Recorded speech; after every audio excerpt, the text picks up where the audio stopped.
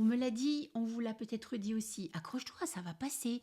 Comme si la douleur en allaitement était normale, comme si la seule solution c'était d'endurer. Mais ça, c'est faux. Et ce conseil peut compromettre la réussite de l'allaitement.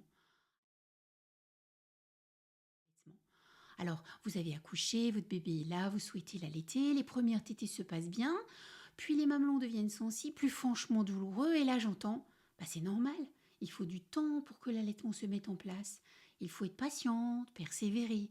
Mais non, ce n'est pas normal d'avoir mal en allaitant. La douleur en allaitant, ce n'est pas un passage obligé, ce n'est pas un test de persévérance, c'est un signal que quelque chose ne va pas. Pourquoi c'est un problème? Si mon allaitement est douloureux, c'est que mon sein subit un stress répétitif tété après tété. Et plus j'attends, plus la situation se dégrade. La douleur peut bloquer la libération du lait, je repousse la tétée pour éviter d'avoir mal, mais mon sein devient encore plus tendu, plus engorgé, mon bébé est encore plus fin et tète plus fort, ce qui empire la douleur, ou alors il s'épuise et ne tète plus efficacement, il perd du poids et ma lactation ne s'installe pas correctement. Et si j'ai le malheur de dire que j'ai mal, on me demande encore, mais c'est vraiment douloureux. Oui, c'est douloureux.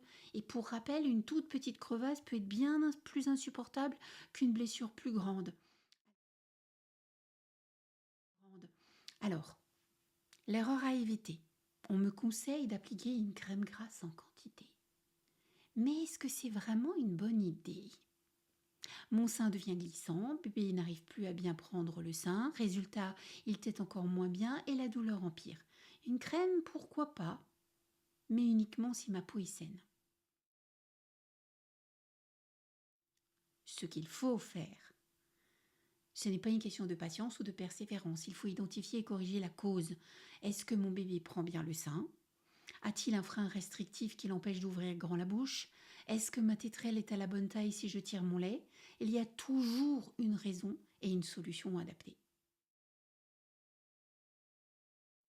Il est temps d'arrêter de dire aux mères de s'accrocher sans comprendre ce qu'elles traversent. Si allaiter est douloureux, je ne suis pas obligée de souffrir en silence. Il existe des solutions et des personnes formées pour aider. Et si quelqu'un me dit encore c'est normal, ça va passer, je lui envoie cette vidéo parce que l'allaitement ne devrait jamais être une épreuve de douleur et de solitude.